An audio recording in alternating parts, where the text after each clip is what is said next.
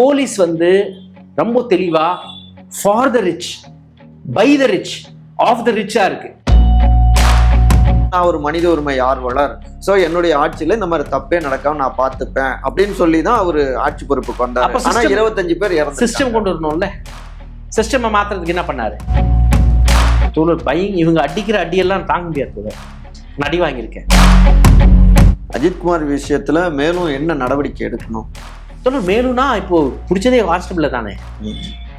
அந்த கான்ஸ்டபிளை விசாரிச்சா தான் தெரியும் யார் சொன்னாங்க. சாதாரண மனுஷனால போய் ஒரு போலீஸ் ஸ்டேஷன்ல ஒரு எஃப்ஐஆர் போட்டுற முடியுமா? ஏன் காவல்துறையில இருக்கவங்க இப்படியே இருக்காங்க? மூர்க்கமா ஒரு சாதாரணமான ஜனங்க கிடைச்சா உடனே அட்டாக் பண்றக்கூடியவங்களா ஏன் இப்படி இருக்காங்க? இல்ல, சிஸ்டம் இப்படி இருந்தா தான் பயம் இருக்கும்.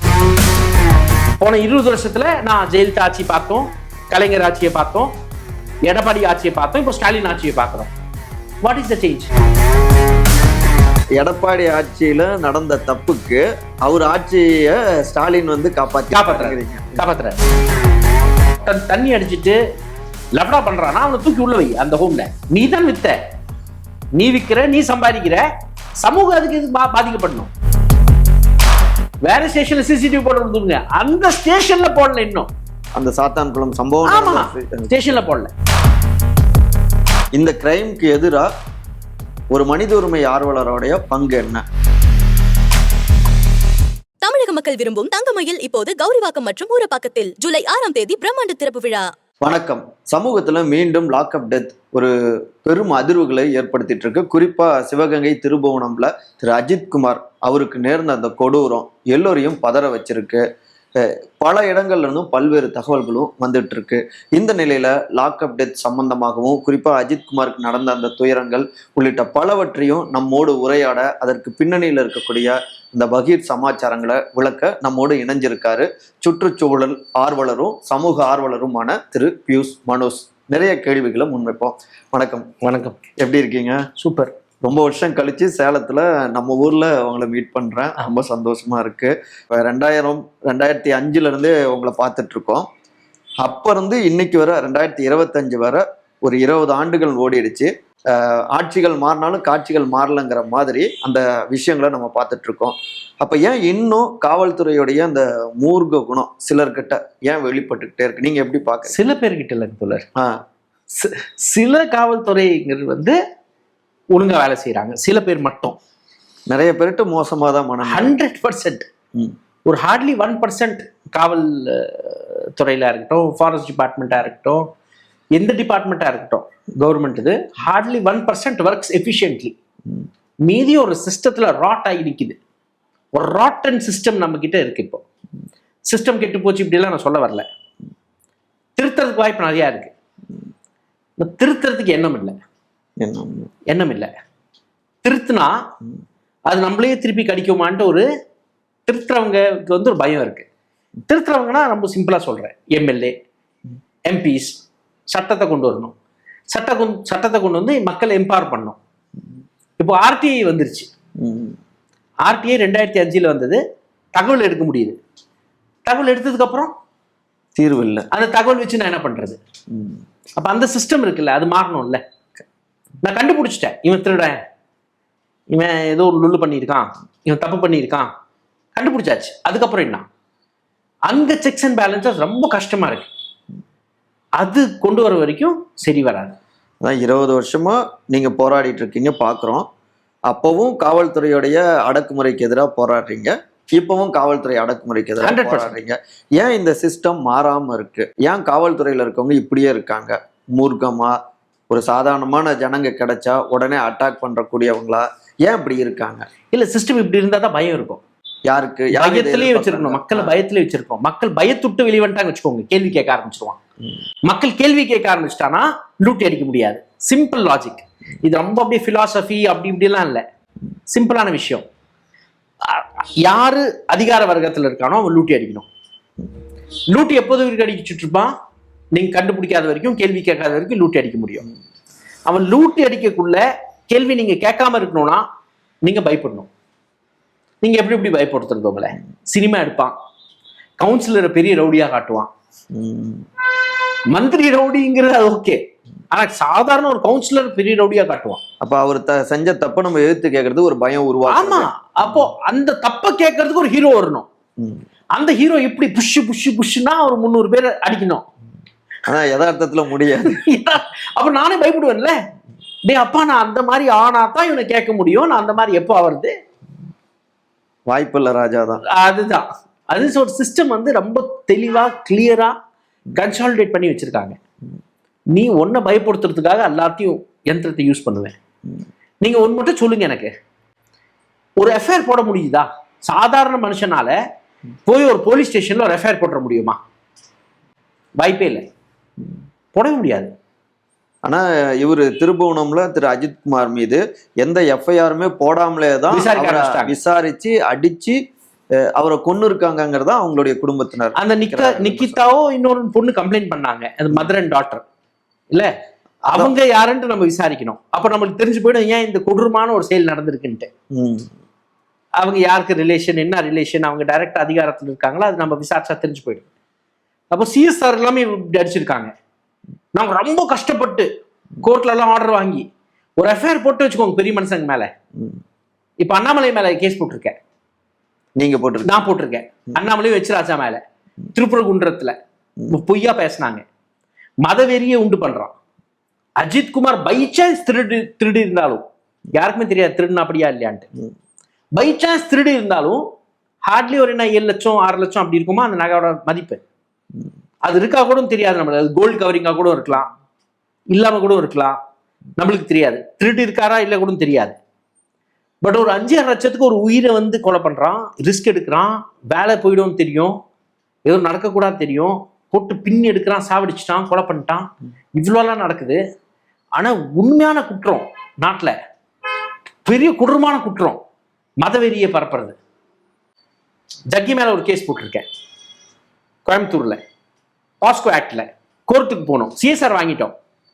அஜித்குமாருக்கும் சிஎஸ்ஆர் கொடுத்துட்டு அடி பிரிச்சு எடுத்தாங்க. நானும் சிஎஸ்ஆர் வாங்கினேன் ஜக்கிக்கு எதிர்த்து. என்கொயரி கூட கூப்பிடல, க்ளோசர் ரிப்போர்ட் போட்டாங்க. கோர்ட்டுக்கு போனேன், அப்புறம் நடவடிக்கை எடுக்கல, கோர்ட்டுக்கு போனேன், கோர்ட் ஆர்டருக்கு போனேன், ஒரு ரிப்போர்ட் கொடுக்குறான். க்ளோசர் ரிப்போர்ட்ல ஜக்கியோட பேர் மென்ஷன் இல்லை, 3 இமெயில் ஐடி கொடுக்குறேன், ஜக்கி இமெயில் ஐடி விசாரிக்கல. சரியா இருக்கு கிளம்புங்கிறான் கட்ட பஞ்சாயத்துல. ஸோ இப்போ போலீஸ் வந்து ரொம்ப தெளிவா for the rich by the rich of the ரிச்சா இருக்கு. ஸோ இது போன 20 வருஷத்துல நான் ஜெயலலிதா ஆட்சி பார்த்தோம், கலைஞர் ஆட்சியை பார்த்தோம், எடப்பாடி ஆட்சியை பார்த்தோம், இப்போ ஸ்டாலின் ஆட்சியை பார்க்கிறோம். What is the change? 4 CM இருந்தும் மாறல. நடுவில் ஓபிஎஸ் கூட பார்த்தோம். 5 சிஎம் நோ சேஞ்ச். இதுல அஜித்குமார் அந்த கம்ப்ளைண்ட்ல போலீஸ் கொடுத்த அந்த ரிப்போர்ட்ல வந்திருக்கக்கூடிய தகவல், அவர் போனப்ப பிடிச்சிட்டு போறப்ப விசாரிக்கிறதுக்காக வழுக்கி விழுந்துட்டாரு, அதுக்கப்புறம் வலிப்பு வந்து அதனால இறந்துட்டாருங்கிற மாதிரி ரிப்போர்ட் கொடுக்குறாங்க. இது ரொம்ப கேவலமா இருக்கு தோழர், நம்ம இதை பத்தி பேசவே வேணாம். ஆக்சுவலி அஜித்குமாரை சுத்தி கூட்டு போறாங்க, பின் அடியில பிளாஸ்டிக் பைப்லாம் வச்சு இரும்பு தோழர் இவங்க அடிக்கிற அடியெல்லாம் தாங்க முடியாது தோழர்.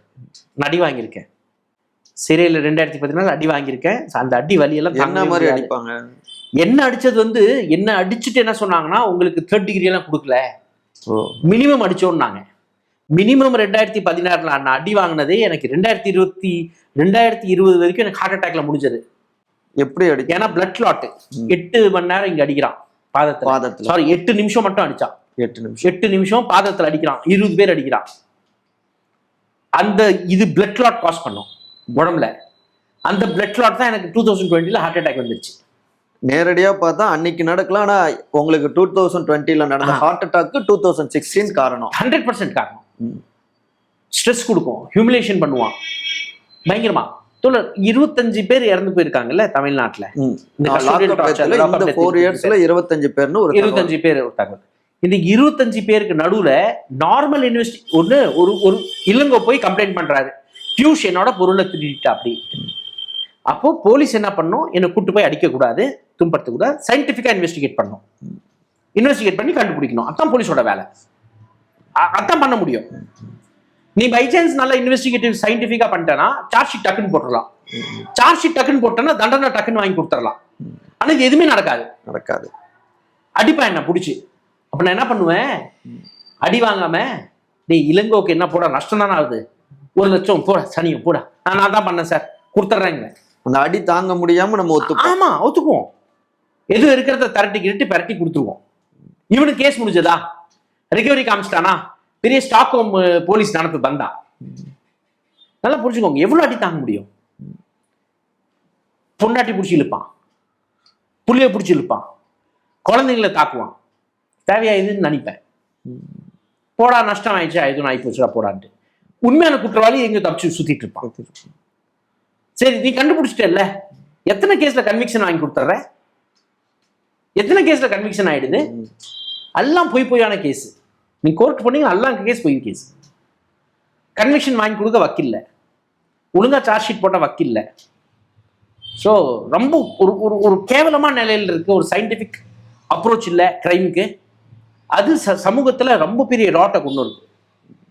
இப்போ 1500 போலீஸ் ஸ்டேஷன் இருக்கு தோழர்.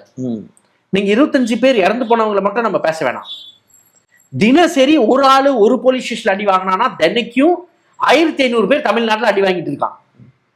இல்ல சும்மா சொல்ற மாதிரி இருக்கு. அத கன்ஃபார்ம் ஒருத்தராவது ஒரு போலீஸ் ஸ்டேஷன்ல கன்ஃபார்ம் அடி வாங்குவான்.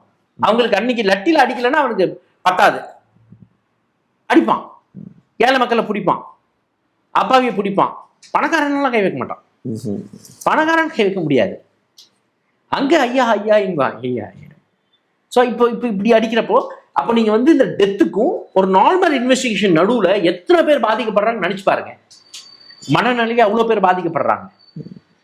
அண்ட் எல்லாம் பயத்தினாலேயே கிரைம்ல இன்வால்வ் ஆக மாட்டான். அப்படி இல்லை, ஒரு சிஸ்டமை தெரிஞ்சுக்குவான், கொடூரமான மனுஷனை மாறிடுவான்.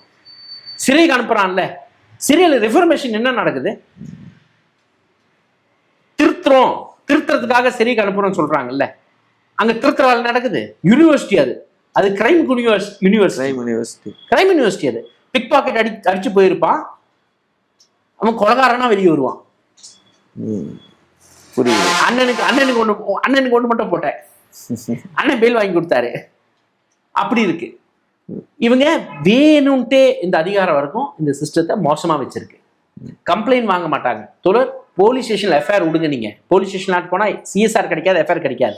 நீங்க எந்த டிபார்ட்மெண்ட்ல, நீங்க கவர்மெண்டோட எந்த துறையில உங்களால போய் கம்ப்ளைண்ட் கொடுத்து ஒரு அக்னாலஜ்மெண்ட் ஸ்லிப் வாங்கிட்டு வர முடியாது சொல்லுங்க. கவர்மெண்ட்ல இத்தனை துறை இருக்குல்ல, ரெவென்யூ இருக்கு, கார்பரேஷன் இருக்கு, மைன்ஸ் இருக்கு, பொல்யூஷன் இருக்கு, அக்ரிகல்ச்சர் இருக்கு, ஃபாரஸ்ட் இருக்கு, அது இருக்கு, நொட்டு இருக்கு, நொஸ்கு இருக்கு. ஒரு கம்ப்ளைண்ட கொடுத்து இந்த நான் கம்ப்ளைண்ட் பெற்றேன்ட்டு எங்க சீல் அடிச்சு கொடுக்குறானா? கொடுக்குறானா? இல்ல. சம்பளம் எவ்வளவு வாங்குறாங்க?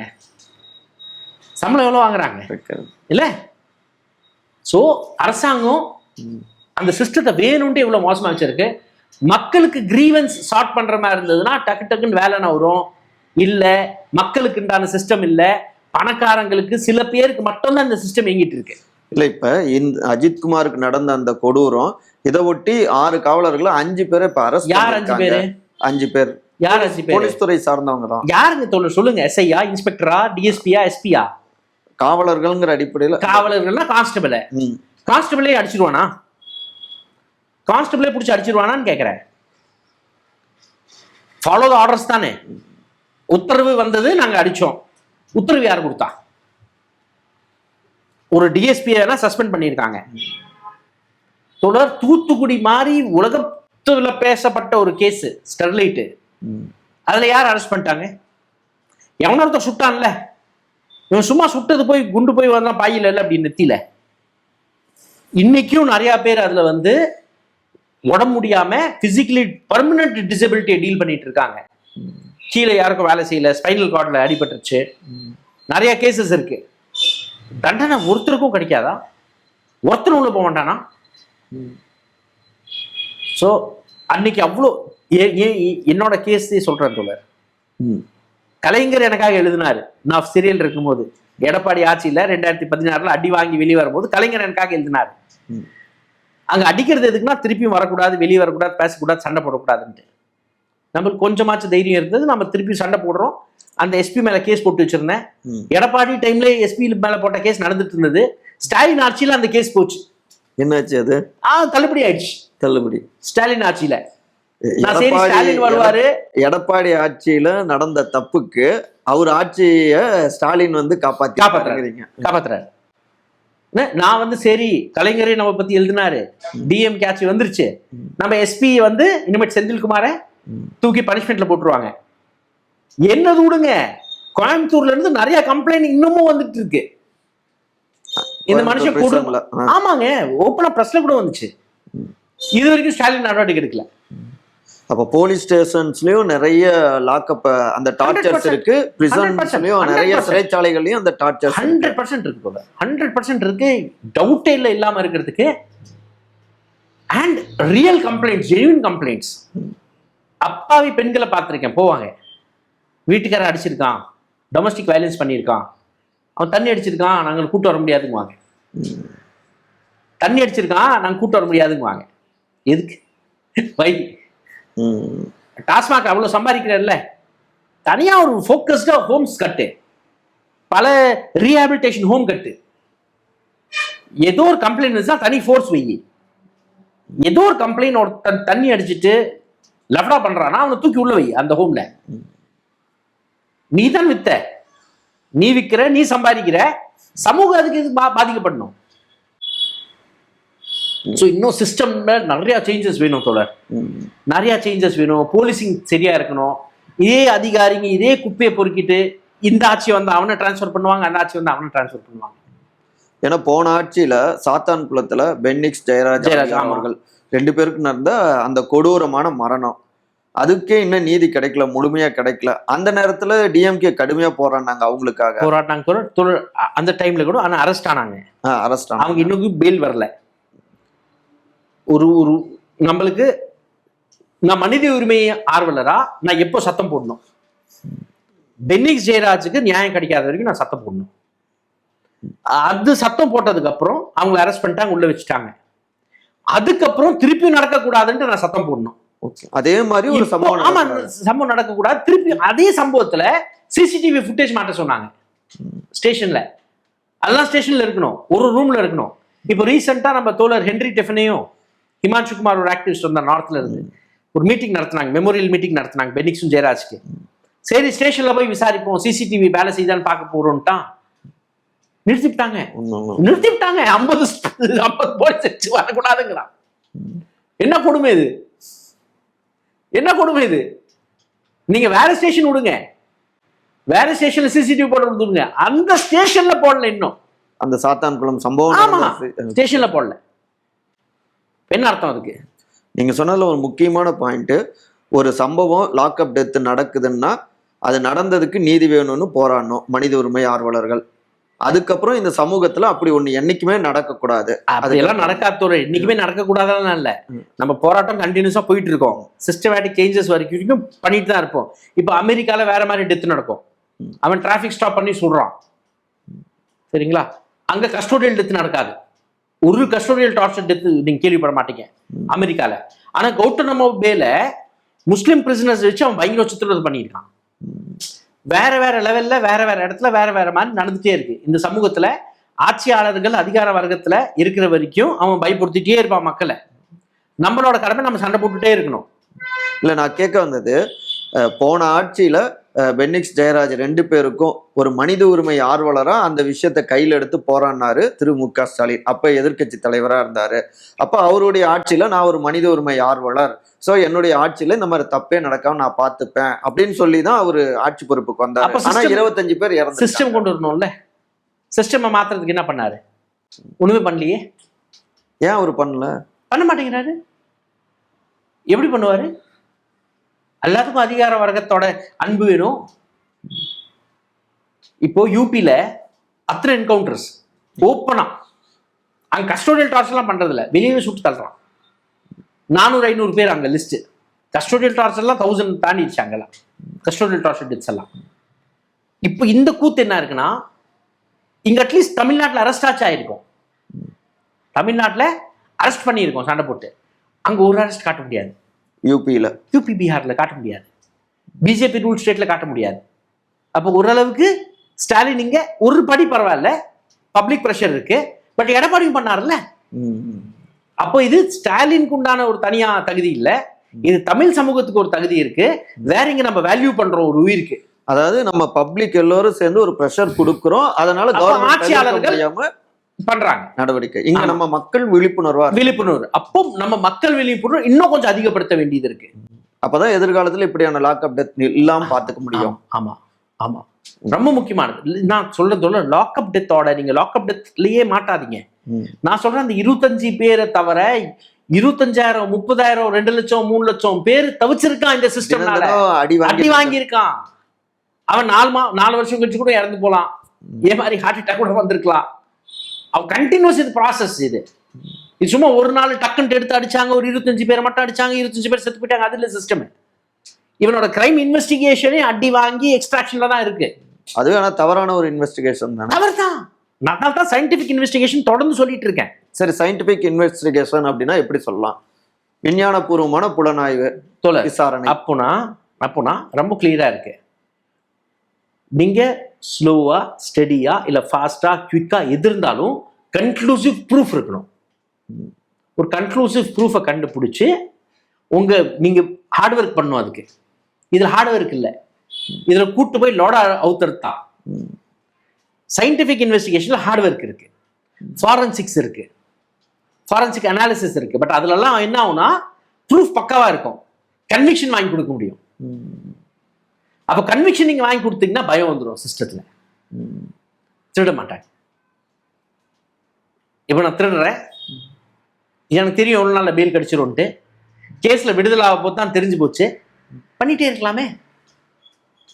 லக்கில் சில சிஸ்டம் எப்படி இருக்கும்னா, நான் திருடுறேன், கொஞ்சம் பங்கு போலீஸ் கொடுத்துட்டேன், கரெக்டா இன்ஃபர்மேஷன் கொடுத்துட்டேன், தப்பிச்சுட்டு போயிட்டே இருக்கலாமே.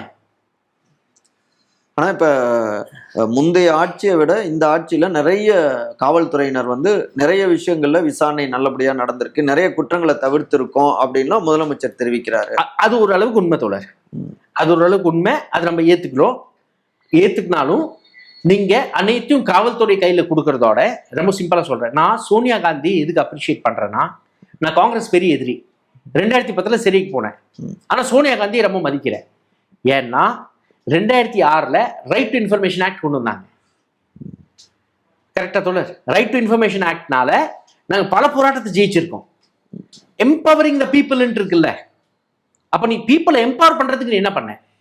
போலீஸ் அட்ராசிட்டி எதிர்த்து மக்களை நீ எப்படி எம்பவர் பண்ணியிருக்க? நான் இன்னைக்கு போலீஸ்னால ஒரு லஞ்சம் கேட்டான், அதுக்கு ஒரு சிஸ்டம் புதுசா கொண்டு வந்துட்டாரா ஸ்டாலின், முக ஸ்டாலின் ஆட்சிக்கு வந்ததுக்கு அப்புறம்? லஞ்ச ஒழிப்புக்கு ஏதோ கொண்டு வந்துட்டாரா? புதுசா எதுவுமே கேள்விப்படல. இவங்களோட வேலை என்ன? எம்எல்ஏனா என்ன? மெம்பர் ஆஃப் லெஜிஸ்லேட்டிவ் அசம்பிளினா என்ன? சட்டத்தை மசோதா பாஸ் பண்ணி சட்டத்தை கொண்டு வரதானே. மக்களை எந்த சட்டம் அதிகாரப்படுத்துமோ அந்த சட்டத்தை கொண்டு வரதோட என்ன வேலை உனக்கு? கொண்டு வாங்க, ஒரு மெக்கானிசம் கொண்டு வாங்க. இன்டர்னல் அஃபேர்ஸ் இருக்கு, இது யூஎஸ்ல யூரோப்ல இன்டர்னல் அஃபேர்ஸ் இருக்கு. போலீஸ்காரன் தப்பா சம்பாரிச்சானா, போலீஸ்காரன் அட்ராசிட்டி பண்ணானா, டக்குன்ட்டு ஒரு விங் இருக்கு. இப்ப இன்னொரு வாதம் வைக்கிறாங்க, போலீஸ் துறையிலையும் போலீஸ்க்கு தொடர்ந்து அவங்க பயங்கரமான வேலை, நான் ஸ்டாப், இது மாதிரி காரணமும் ஒரு வயலன்ஸ். அதுல எனக்கு டவுட்டே இல்லை. நான் திரும்ப சொல்றேன்ல, சயின்டிபிக் அப்ரோச் வேணும்னா டீம் வேணும், அப்ப ஃபாரன்சிக் டீம் வேணும், இன்வெஸ்டிகேஷன் தனி டீம் வேணும். நீங்க இன்வெஸ்டிகேஷன் தனி டீம் வேணும்னா அப்ப அவன் கோயில் டியூட்டிக்கு போக கூடாது, அவன் பந்தோபஸ்து டியூட்டிக்கு போக கூடாது, விஐபி டியூட்டிக்கு போக கூடாது. அப்போ ஆளை நியமனம் பண்ணணும். ஆளுங்களை நியமனம் பண்ணணும்னா கவர்மெண்ட் அரசாங்கம் வேலை கொடுக்கணும், வேலை கொடுக்கணும்னா சம்பளம் கொடுக்கணும். இப்ப 10 பேர் வேலையை ஒருத்தர் செய்யறாரு. 100% எனக்கு டவுட் இல்லை. அதுல தமிழ்நாடு போலீஸ் பொறுத்த வரைக்கும் 1999 தேவை இருக்கிற டிராபிக் ஸ்ட்ரென்த் அதுலயே 30% மைனஸ் இருக்கு. 1999 ஃபிகர் சொல்றேன். 1999 ஃபிகர்ல ஒரு அலோகேஷன் பண்ணிருப்பாங்க, நீங்க 100 காவலர் வேணும் இந்த இடத்துக்குன்ட்டு. அதுலயே 30% மைனஸ்ல இன்னைக்கு வரைக்கும் ஓடிட்டு இருக்கு 2025ல. ஆனா எவ்வளவு பாப்புலேஷன் அதிகமா இன்க்ரீஸ், ரோட்ஸ் இன்க்ரீஸ், டிராபிக் எல்லாமே இன்க்ரீஸ் ஆயிடுச்சு. பட் அவ்வளவுதான் இருக்கு. சோ இங்க ஒரு சிஸ்டம் வேணும்ட்டு வீக்கா வச்சிருக்க ஒரு திட்டம் நடந்துட்டு இருக்கு தோழர். இப்போ டவுன் அண்ட் கண்ட்ரி பிளானிங்ன்ற ஒரு டிபார்ட்மெண்ட் இருக்கு. 1999ல 120 பேர் வேலை செஞ்சுட்டு இருந்த டிபார்ட்மெண்ட் அது. Town and country planning sanction கட்டணும், பில்டிங் சாங்ஷன் இதெல்லாம் பண்ணணும்ட்டு. இன்னைக்கு 2025 ஆயிடுச்சு, 7 பேர் வேலை செய்யற அந்த டிபார்ட்மெண்ட்ல. எத்தனை பிளாட் ஏறி போச்சு, எத்தனை பில்டிங் சாங்ஷன் கொடுக்க வேண்டியது இருக்கு. டிடி மைன்ஸ்க்கு போங்க, டிடி மைன்ஸ்ல 4 பேர் வேலை செய்வான், 5 பேர் வேலை செய்வான், 6 பேர் வேலை செய்வான். எவ்வளவு கனிம கொள்ளை இன்க்ரீஸ் ஆயிடுச்சு. கரெக்ட். பல்யூஷன் கண்ட்ரோல் அதே ஒரு இன்ஜினியர் 2 இன்ஜினியர் வச்சுட்டு எவ்வளவு மாசம் ஆயிடுச்சு. தண்ணி மாசு, காத்து மாசு எல்லாம் நாசம் பண்ணிட்டாங்க. பட் ஆனா அங்க அவ்வளவுதான் இருக்கு. வேணும்ட்டே சிஸ்டத்தை வீக்கா வச்சிருக்காங்க. ஸோ லூட்டி அடிக்கிறவன் லூட்டி அடிச்சுட்டே இருக்கணும். புரியுது. மக்கள் பயத்திலே இருக்கணும். இதுக்கு பின்னாடி யாருக்கு லாபம்? சில பேருக்கு.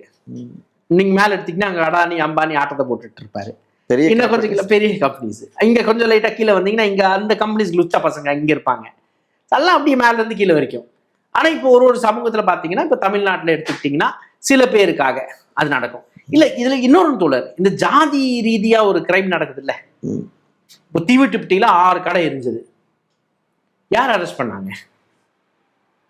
பொதுமக்கள், தலித் பெண்களே போய் அடிச்சாங்க போலீஸ். வீட்டுக்குள்ள பூந்து 50 பெண்கள் அடிச்சான். காலனிக்குள்ள பூந்து, காலனி சொல்லக்கூடாது, பூந்து அடிச்சான். எவன் வந்து நீ கோயிலுக்குள்ள வரக்கூடாது சொன்னானோ அவனுக்கு பேல் கிடைச்சிருச்சு. அவனால தான் பிரச்சனை வந்தது. நீ கோயிலுக்குள்ள வர சொன்னா இவன் கோபப்படுறான், அஜிடேஷன் பண்றான். பீஸ் மீட்டிங் கூப்பிட்டீங்க, பீஸ் மீட்டிங்ல அவன் பக்கம் தீர்ப்பாகுது, இவன் கோபப்படுறான். எப்படா தலித் மக்கள் பக்கம் தீர்வாகலான்னு கல் எடுத்து அடிக்கிறான். இவன் திருப்பி பாதுகாக்காக இவனும் அடிக்கிறான். கணவன் ஆச்சு 7 கடை எரிஞ்சு போச்சு. காரணம் யாரு? இன்னொரு இடத்துல இங்க குப்பனூர் பக்கத்துல ஒரு அருந்தத்தியரோட பிணத்தை எரிக்கணும், இறந்துட்டாரு. ஒரு ஜான் கீழே வச்சு எரிங்கிறான். நாங்க போறோம். போனதுக்கு அப்புறம் அந்த இவரெல்லாம் வரான், டிஎஸ்பி வரா அப்படி, ஆர்டிஓ வரா அப்படி. பீஸ் மீட்டிங் நடத்துறாங்களாம். எவன் குற்றம் செய்யறானோ அவனை உட்கார வச்சு டீ வச்சு போண்டா வச்சு சாப்பிட்டு இல்ல சார் அவ்வளவு பண்ணுங்கிறான். ஒரு பேசிக்காக ஒரு என்ன கொடுமை இது? அரெஸ்ட் பண்ணி உள்ள தூக்கி போடு, அப்புறம் பீஸ் மீட்டிங் வை. ஆனா அதுல ரிப்போர்ட்ல என்ன சொல்றானா, எல்லாம் கரெக்டா இருந்ததா, பியூஸ் மானுஸ் தான் அங்க பிரச்சனையா. எப்படி இருக்காங்க பாருங்க. நீங்க ஒரு அட்ராசிட்டி அட்ரஸ் பண்ணி ஆகணும் சமூகத்தில் இருக்கிறது. ஒரு இடத்துல போலீஸால ஏற்படுகின்ற கிரைம், இந்த கிரைம்க்கு எதிராக ஒரு மனித உரிமை ஆர்வலருடைய பங்கு என்ன, ரோல் என்ன? தோழர், மனித உரிமை ஆர்வலர் சொல்றதோட தோழர், மக்களுக்கு அந்த பயம் இல்லைன்னா, நான் திருப்பியும் தாக்கப்படுவேங்கிற பயம் இல்லைன்னா ஒருத்தருமே கேள்வி கேட்கணும். தவறுக்கு எதிராக கேள்வி கேட்கணும். ஆமா, அநீதிக்கு எதிராக தான் கேள்வி கேட்கணும். நீங்க கேள்வி கேட்க கேட்க சிஸ்டம் திருந்துரும். நீங்களே அதுல பங்கெடுத்து நீங்களே அதை தப்பு செஞ்சீங்கன்னா மாறாது. போலீஸ் ஸ்டேஷன்ல அதிகமா கூட்டம் இன்னைக்கு போறது வந்து இன்டர்காஸ்ட் மேரேஜ் ஏன் ஆயிடுச்சுன்னு தான் போவாங்க. என் தண்ணியை நாசம் பண்ணிட்டான் ஒருத்தன், ஒரு கம்பெனிக்காரன் எங்க தண்ணியை நாசம் பண்ணிட்டான், எங்க பூமியை கெடுத்து விட்டான், கரப்ஷன் ஆயிடுச்சு, இதுக்கெல்லாம் போக மாட்டாங்க. ஸோ சிஸ்டமேட்டிக் சேஞ்சஸ் வேணும், நிறைய சேஞ்சஸ் வேணும். எதிர்பார்க்குறோம் இந்த சமூகத்துல போலீஸ் தன்னோட ரோல் ப்ரொடெக்ட் அண்ட் சர்வ் மக்களை பண்ணுவாங்கிறது ஒரு எதிர்பார்ப்பா இருக்கு. அதுக்கு சேர்ந்து வேலை செஞ்சா வாய்ப்பு இருக்கு, மேபி வாய்ப்பு இல்லாம கூட இருக்கலாம். இன்னும் 1 இயர் இருக்கு. ஸ்டாலின் எதுல கவனம் செலுத்தணும்? சிஎம் திரு மு.க. ஸ்டாலின் நிறைய கவனம் செலுத்தணும். அவரு குறிப்பா இந்த மாதிரியான விஷயத்துல அவர் கையில தான் இந்த காவல்துறை இருக்கு. காவல்துறை மட்டும் என்ன, ரெவென்யூ இருக்கு, காவல்துறை இருக்கு, எல்லாமே ஸ்டேட்டே அவர் கையில இருக்கு. நிறைய செலுத்தி இருக்கணும். ஒரு பெரிய கோல்டன் வாய்ப்பு கிடைச்சது அவருக்கு. இந்த 5 இயர்ஸ் ஒரு கோல்டன் வாய்ப்பு இருந்தது, நல்லா பயன்படுத்தி இருக்கலாம். பட் இப்போ ஆப்ஷனும் இல்லை, அவருக்கு தெரியும் ஆப்ஷன் இல்லைன்ட்டு. நீங்க இப்போ ஸ்டாலின் பிஜேபி கொண்டு வர்றதா, பிஜேபி ஆட்சியில் உட்கார வைக்கிறதா? நேத்து ஒரிசால அடிஷனல் கமிஷனரை பிடிச்சி இழுத்து அடிச்சு பின்னி எடுத்து மூஞ்சி முகரெல்லாம் பேத்தி விட்டாங்க பிஜேபி ஆளுங்க. அடிஷனல் கமிஷனரை பொதுமக்கள் விடுங்க. அப்புறம் அங்க போலீஸ் எல்லாம் என்கவுண்டர் பண்ண தேவையில்லை, இங்க போலீஸ் தேவைப்படுது ஆட்சியாளர்களுக்கு. எது என்கவுண்டர் பண்ணணும், எவனும் அடிக்கணும் கிடைக்கணும்னா அங்க பிஜேபி ஆளுங்களே போதும். அப்படி போயிட்டு இருக்கு. So we are caught. யாரடா பாக்குறீங்கன்ட்டு. ஸோ த லெசர் கிரைம், இங்க ஒரு லெசர் கிரைம் இருக்கிறதுனால நம்ம ஏதோ ஒன்று பார்க்குறோம், சரி ரைட்ன்ட்டு.